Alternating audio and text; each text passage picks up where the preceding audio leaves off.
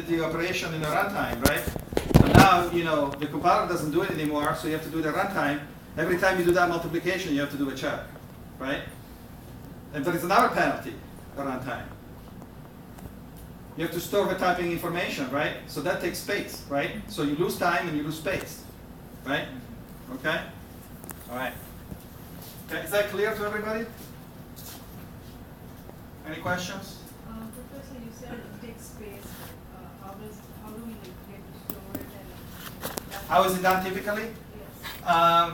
It's done differently in different programming languages. Some programming languages have a tag, so-called tag, that indicates what the data type of an identifier is, broadly classified. And in the case of Smalltalk, there is a small tag. It's only 2 bits. It tells you whether it's an integer versus a pointer versus some kind of symbolic value. And also, there is runtime. The runtime system keeps type objects around. Keeps class objects. So every instance of a given class will have a pointer to the corresponding class object. So by following the pointer, the class pointer, you'll always find out, what type of an object it is. So, the storage structure, we're getting a little ahead of ourselves, but, every time you create a class, there will be an object associated with that class. And every time you create an instance of that class, okay, like, you have the string hello and the string, I don't know, there, okay? These objects will have a pointer to the corresponding class object. So if you follow that pointer, you find out what class it is. Okay? It's going to be stored anyway, even if there's going to be a runtime error, it's not going to be a runtime. Oh, you don't have to store this information, in a statically typed language, right? The dynamically typed language you do have to, right? Then there are languages that are not typed at all, like assembly language, where the information about typing is not associated, not stored anywhere, not with identifiers and not with the objects themselves. It's the programmer's responsibility, to make sure the right operations are applied to the right objects. We don't use assembly languages very often, right? In this case, we store x equal to 10. In the next step, if I store x equal to some height, then how will be the, this? Oh, there will be,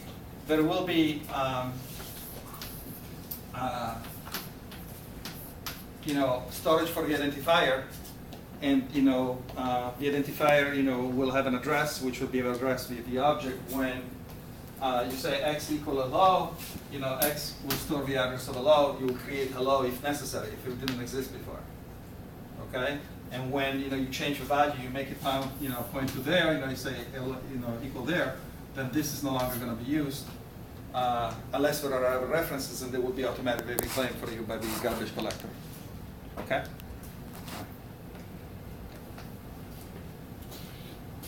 Any other questions?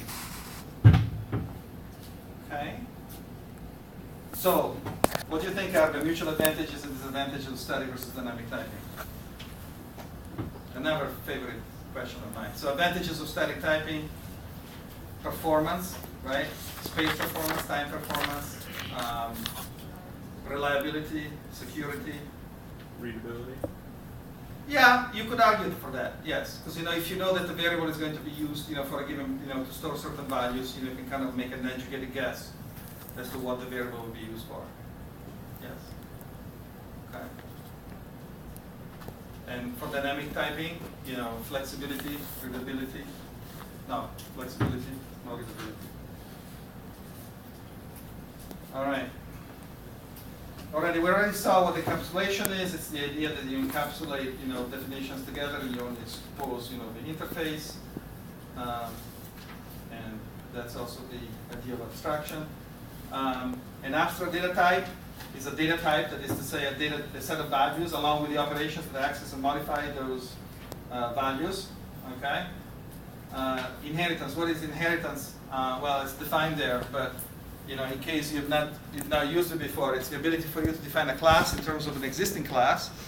We will see that the new class gets by default, inherits, is set to inherit all the variables and all the methods that were defined in the existing class, which we call the superclass. Okay, right? How many of you have actually used inheritance before? About 2/3, maybe 3/4. Okay, very good.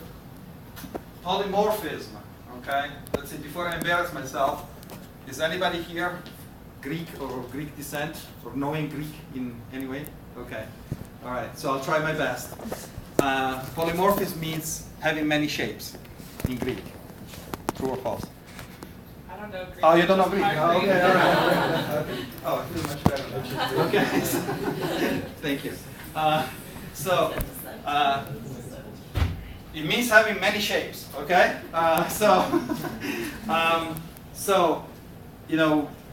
There's many constructs that can have many shapes, that can be interpreted in many different ways in programming languages. Identifiers can have polymorphisms. What do you think identifier polymorphisms refers to? How can identifier have many different shapes? Different data types, exactly. Identifier polymorphism, is either dynamic typing or static typing with some flexibility. Okay, all right. Another one is object polymorphism. An instance of a given class can be used, when an instance of that class is needed, or when an instance of a superclass. Say that you have a class person, okay, and person has a subclass student, okay, and now you need a person instance. Can you provide a student instance instead? Yes, exactly. An instance can be viewed as an instance of its own data type or of any of its supertypes, superclasses. Okay, all right. We will see more of that, as the course goes on. But for the time being, we'll just leave it at this. Overloading. Okay, that's another interesting definition. If you studied overloading, I don't know, in 340 or something like that. Yes. Okay. So overloading is the idea that the function or an operator can be applied to different kinds of arguments. You can supply different kinds of parameters. Okay. And the idea of overloading kind of happens only in statically typed languages, because the compiler needs to know what operation to use. So it needs to know what the types of the operands are, and the only way it can know that is if the identifiers that appear, as arguments in the calls, have a well-known data type, and that's what happens in statically typed languages, that the identifiers do have data types. Okay. So overloading has been around for a long time because the plus operation, for instance, can mean integer addition or string concatenation in some languages, or matrix summation, or floating point addition, which is different from integer addition. The example I have in the next slide illustrates this point. These two pluses denote two different operations, because in this case the operands are integers, right? A and B are integer, right? So this would be integer addition, which is compiled in a certain way. And here, you have y and z, which were declared floating point, double, to use C++ terminology. So this is a floating point addition, but you use the same symbol, you use the same name, right? So overloading is the ability for a programming language to define multiple units, functions, or operators, or procedures having the same name, okay, and different argument signatures, okay, or different parameter lists, okay? And so, in a statically typed language, the compiler can look at the operands, okay? A and B here, they're integer, okay? And so the compiler can decide which of the operations to apply in the case of a statically typed language. In a dynamically typed language, it doesn't make sense, right? Because the compiler wouldn't have a way of telling what kind of values these are.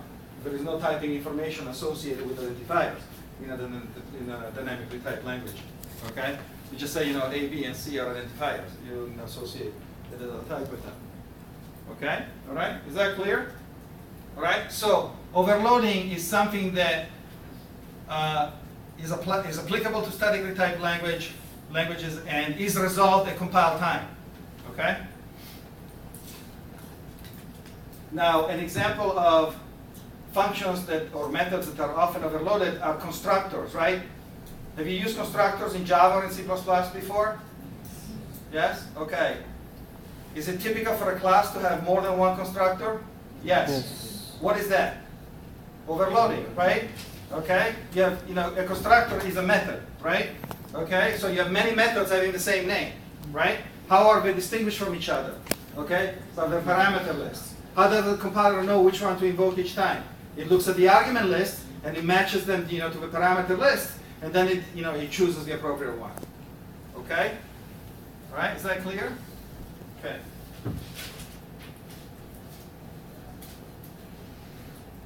All right, so the definition of an object-oriented language, okay?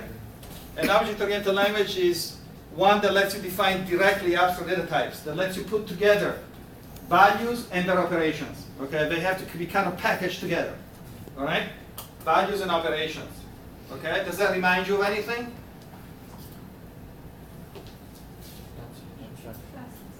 Classes, exactly, right? That's the first thing that you know how to use, right? To define an abstract data type, right? But not only that, an object-oriented language has to support inheritance, okay? All right? There are languages that have classes or things that look like classes, but do not have inheritance, okay? Those are not object-oriented. Those are said to be object-based languages, okay? So somebody says, there's an object-based language, okay? You know that you can put together operations and value definitions in constructs, and perhaps, those packages are classes that you can use to, as data type identifiers. Okay, in some cases you can. All right, but it's not necessary for for that for an object-based language. But basically, an object-oriented language has to have classes. Each class, the identifier of each class can be used as a data type. So if you define a class person, you can define identifiers of class person or create new instances of class person. All right? And it has to support inheritance. That's what it means for a language to be object-oriented. Okay? And it's not much.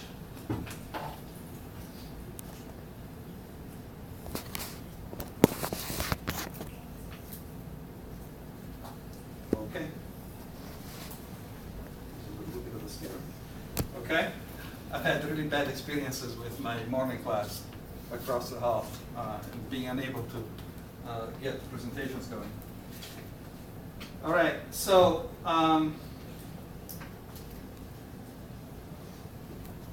the model of computation of an object-oriented program is different from the model of computation of a traditional program. Okay, for those of you who learn C, right? C is not object-oriented; it doesn't have classes. So in a traditional program, you have a main program, right, or a main function, and that calls other functions, and then they return, right? In an object-oriented setting, you have objects. Everything revolves around objects. Execution starts by sending a message to an object, okay? And then objects, perform computations, and as they perform computations, they send messages to other objects, and those messages they receive. Those objects that receive those messages will execute methods in response. Okay, so it's a different model of computation, and the equivalence is kind of shown in this slide. Okay, whereas traditional programming languages have types, object-oriented languages have classes, whereas the traditional languages have functions, the object-oriented messages have methods. And whereas, the traditional languages of function calls, the object-oriented object-oriented languages have messages, okay? Do you know how a function is different from a method? Or how a function call is different from a message? No? Can you think of any differences? Function needs to return something, but a method... Method, can, may or may not return, same thing. Method is loading for the class. Yes, so method is associated with the class. What does that mean? Each method has to have an implicit argument, which is the receiver, right? Okay? A method is executed because an object receives a message. So there is an implicit argument. Each time you execute a method, okay, there is a receiver, an object that's executing that method. What is that called? Can you refer to the receiver of a message when you're writing the code for the method? This, right? This. Okay?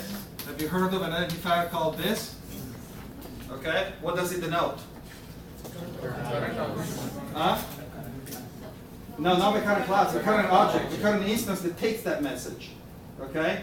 So the method is executed because the object received the message, and if you want to refer to that same object, maybe you want to send another message to the same object, you call it by calling it this. Okay? All right? In Smalltalk, it's called self. perhaps is more intuitive, okay? Same receiver, right? So that's one difference, right? Okay? Another difference between methods and messages, when you write the message expression, because you're writing a method and you want to send a message, you want to call a method in another object, okay? Can you find out at compile time what method will be executed? All right, let me give you an example, okay? Then we'll come back to this part of the presentation.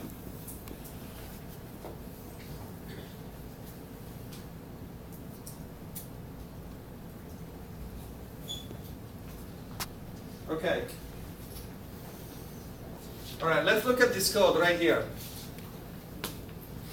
Let's say that I have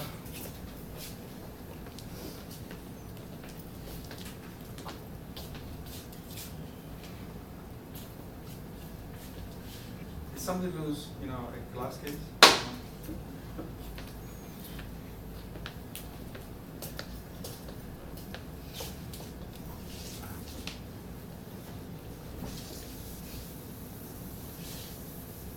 Let's say that we have a class called geometric figure, okay?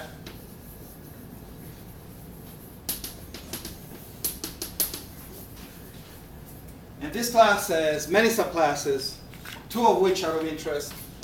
They're called circle and square. Okay? All right, so that's our inheritance hierarchy. All right? We define the class called geometric figure, and then we define the subclass called circle, and then we define the subclass called square. If you never define subclasses, there are ways that you can do that in object-oriented languages. Okay? In Java, you use the word extends. In C++, you use the derivation list, and so on. Right? Okay?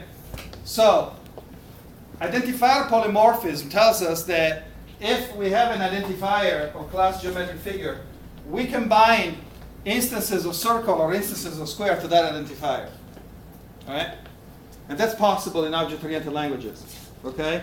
Or the flip side of it is, if you need a geometric figure, you can supply a circle or you can supply a square and everything will be fine. Okay? All right? So we could have conceivably this code. Okay? G1 is a geometric figure. Here I bind it to a square. Here I bind it to a circle. All right? Okay? Is that clear to everybody? It's legal, right? Even in a statically typed language. Okay? By identifier polymorphism. And then I send the message display to be object bound to G1. All right? Is it possible to determine at compile time which display method will be executed? No, why not?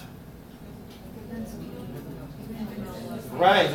We don't know, right? We don't know whether we have a circle or a square. If both classes redefine display, which it probably will, because a circle is probably displayed in a different way from a square, okay? All right? The method that gets executed will depend on the class of the receiver, all right? We call this dynamic binding of messages and methods, okay? And it's kind of a little, goofy for us because, we write the code and we don't know what method will be executed, right? Okay, but it's very powerful too. Okay, people love it. Okay? All right? Okay, is this clear to everybody? Can you do this with functions and function calls? No. No. Whenever you call a function, you know exactly what function will be executed. There is no uncertainty. Here, the method being called depends on the class of the receiver. If this object is a circle, you'll execute, display defined in circle. If this is a square, you will execute a different, display method. Okay?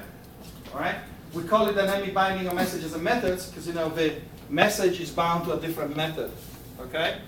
And we also call it message polymorphism. The message is polymorphic. It could mean many different methods. Okay? It will have many shapes. Okay? All right? Whereas this is identifier polymorphism. The identifier can be bound to objects of different classes. Okay? Right? Is that clear? Okay. Any questions? Going, gone. Let's go back to where we were.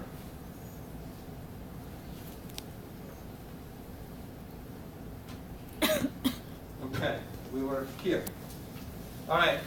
This is something that you probably learned in 340, but it doesn't hurt to repeat, okay? Because my experience, enough students, didn't learn it in 340, and then end up explaining it other places, so better learn it once and for all. Okay, when the program is running, okay, so it's been compiled, maybe a few years ago. The object code has been stored on disk. You decided to run the program, so you brought, that file back into memory. You loaded it, and you loaded the runtime system for your programming language, and it starts running. Okay, your program will need space for its data, right? Variables that you declare, right? Objects that perhaps you allocate with new. All that needs to be stored somewhere, right? So there is a so-called address space that's associated with your running programs. Okay, this is actual logical memory that will be mapped to physical RAM when the program is running. Okay, and what I want to emphasize here is that your address space will be divided in general into 3 different portions. Okay, there is a so-called static space, there is a so-called runtime stack, and there is a so-called dynamic space or the runtime heap. Okay, so static space is used for objects whose lifetime is indefinite. Okay, the entire program execution. What's the lifetime or extent of an object?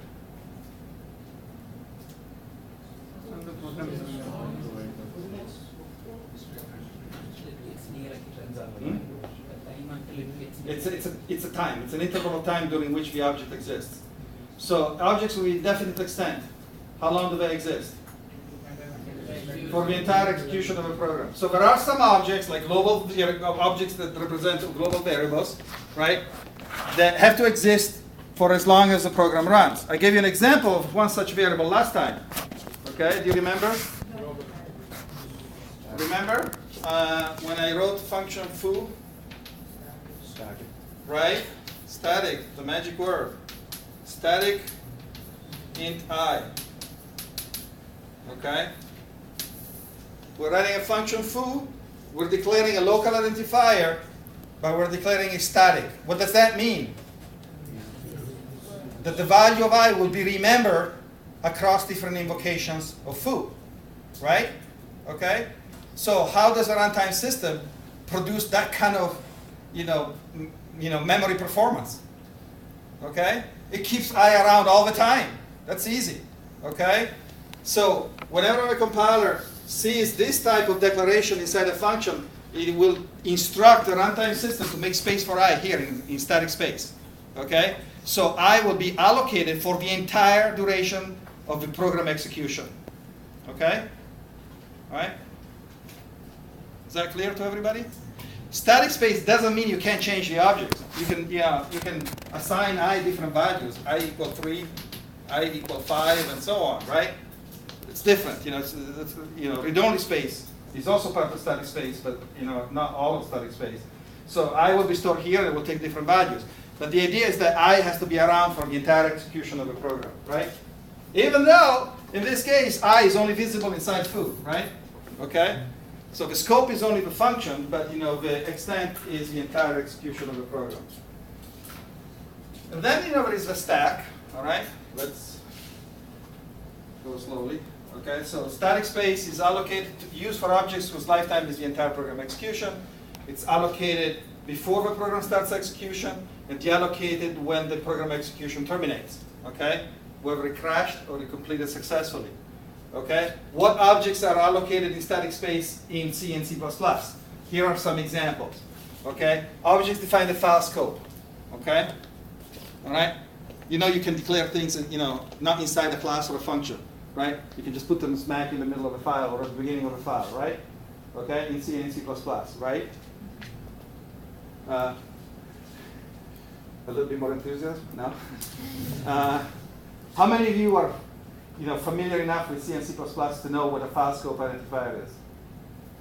Okay, very few. Okay, all right. Well, let me tell you this. In C++, in C or in C++, in Java, typically things happen inside classes, right? But in C and C++, you can have a file 1.c, for instance, and even before you have your main function, you could have, I don't know, a declaration not inside anything. This is called a file scope declaration or definition. In this case, it's a definition.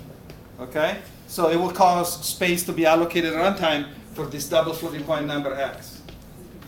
Okay? All right? Okay? So this is a file scope definition. What is the difference between file scope and global? File scope is for global variables. Okay, this will be a global variable. It will be used also in other files if you want, as long as this was not declared static.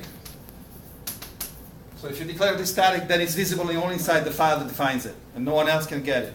But if you don't define it static, it's still allocated in static space. Okay, but other files can use it as long as they redeclare it.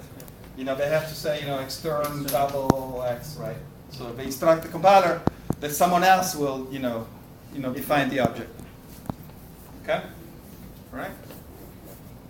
Okay, any other questions? So, this is, what I mean by a file scope identifier in C and C++, okay?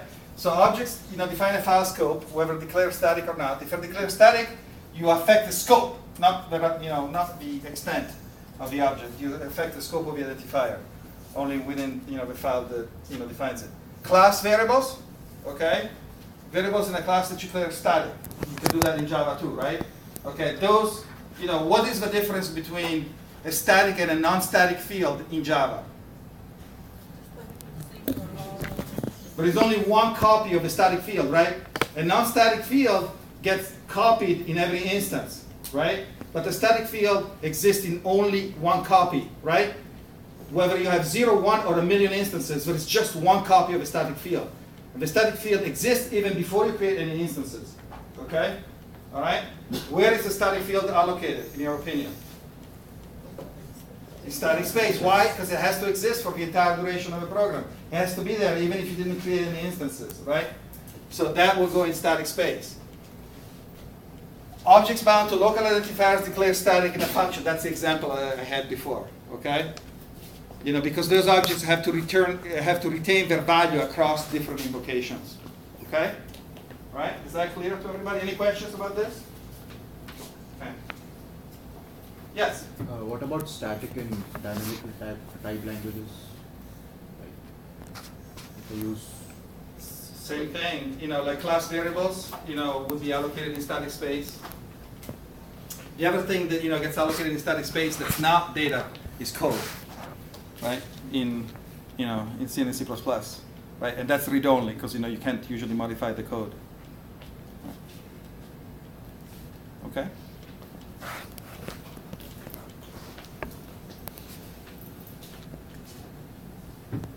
All right. Any other questions? All right. Now let's talk about the second of the things that we saw. Okay, the runtime stack. And the book has a diagram similar to this one, but I think the stack is on top and the dynamic space is on bottom. It doesn't matter. Okay. It's just an abstract representation. All right. So don't get upset if my diagram is different from the book. Oops. Okay, so the runtime stack is used for objects that are allocated automatically.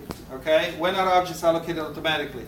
Usually when you call a function. Okay, the function needs space, right? When you call a function, the function starts executing. What kind of space should the function require for its data? Yeah, I mean, the function could have local variables, right? Let's go back to our friend foo. Okay, so we had void foo, and we had that static integer, right? What do we call it, I or x? I maybe? Do you remember? It was I? Okay, good, I feel good about my fading memory skills. And then there is another variable j that's non-static. Okay? All right, so there is j, I static and j is non-static. What is the difference from a programmer's perspective? Even before this method Yes. I stays around because it remembers its value between invocations of a function, whereas j is forgotten. Okay. So when the function is called, you don't need to keep j around all the time, right? Because it would be a waste of time and space, right? To keep j around all the time. You only need j when foo is executing, right? So when you call foo, you want to reserve space for j, okay? So, what about if foo has a parameter x? Where would you store x? In some space for foo again, right? When you call foo, you need to store x, right? Okay? And when the function returns, it also has to, the return value also has to be, recorded somewhere, right? Okay, so now think about the way functions call each other and return, all right? If function A calls function B, and function B calls function C, and function C calls function D, which one will return first? D. And which one will return next? And then B, and then A, right? So the order in which the functions return is the opposite of the order in which they were called. All right? Is there a data structure that lets you get things out in the opposite order in which you put them in? A stack, right? So why do we use a stack for functions? Because it's the obvious thing to do, right? So that's why we have a stack, and we call it a runtime stack. All right? What do we store in the runtime stack? Things that functions need when they're called. Okay? All right? Why do we call these automatic allocations? Because they happen magically for us. We don't have to worry about telling the runtime system, hey, reserve space for this. Okay, it just happens. Okay, when the function returns, what do you think will happen? The stack gets popped, and you move on to the function below, right? Okay, so when I use I will use the name stack frame.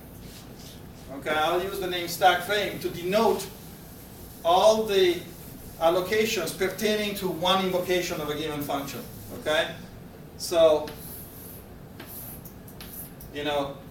say that you have a function. This is how you also support recursive invocations of functions, like the function factorial, right?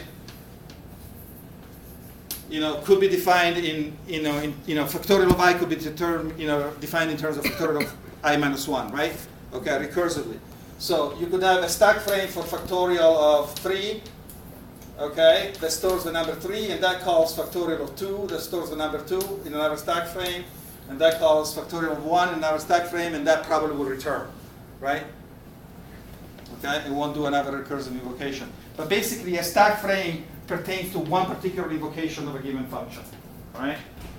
Okay, if A calls B, calls C, calls D, you'll have a stack frame for D with all the local variables for D, all the parameters for D, and so on, right? Okay?